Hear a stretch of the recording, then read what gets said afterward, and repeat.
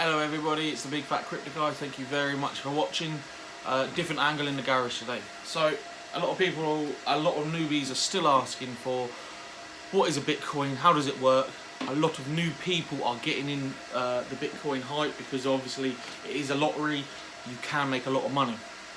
So Bitcoin works on a peer-to-peer decentralized networks. You get it's all started in 2009 when some guy Satoshi or Nasa, I can't say his name. Satoshi said to another guy in a white paper, which is where all the white paper comes from with the ICOs. I want to end government ruling on a bank, basically. I want to be able to send money halfway across the world without getting charged ridiculous fees or having the bank know or the government know about my tax implications on that. So that's what he did. He built an entire P2P network, which is public. You got a public ledger saying that how much his money has been gone. But this is where the decentralization bit comes into it.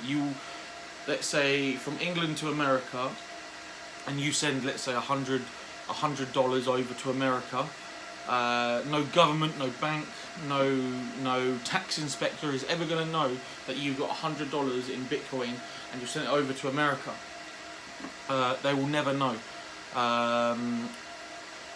Bitcoins work in a way where you got eight decimal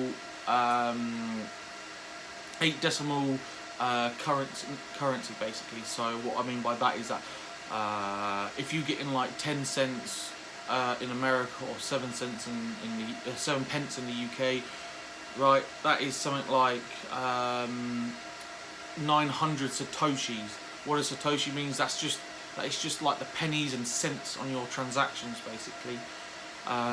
So you send 900 satoshis. That's like 10 cents in America or 7 pence in the UK.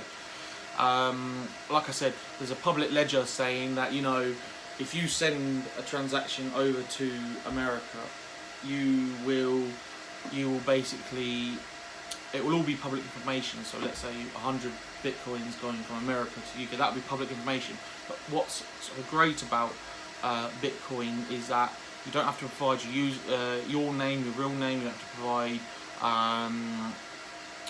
phone numbers, email addresses, nothing. You just get like a 200 hash wallet ID, and you say to your friend, send me over some money, send it over. That's it, done. No one will ever know about it. If you want to earn a bit more Bitcoin, or you want to earn Bitcoin, you go onto exchanges and you go on things like Bitfinex, HitBTC, Cointopia, places like that, and you will exchange currency into other currencies. Or some exchanges, they say, look, you know, you want to put it into your bank account, which is fiat, as I call it, fiat or flat. However, there's a problem with that. Once you've brought Bitcoin or other currencies, that money is sort of lost until you become verified on the exchanges or Coinbase or wherever you want to go to become verified. So let's take an example. In December, around the 20th of December, I tried to verify myself on Bitfinex, and to this day, and we're at the end of January now, to this day, I still haven't been verified. And what does that mean? That's trying to get my money from Bitfinex into dollars, pounds, or whatever into my bank. So you've got to provide like 2 forms of ID, addresses. Basically, they want to know everything about you. So they're taking the decentralized side out of you into centralized, just to get your money out. It does take a while. It will eventually happen. Bitcoin is still a new thing. I mean, it's only 9 years old. How it sort of works is when you send a transaction over to America, you will have something called a mining network from the blockchain. So that will all go into a block.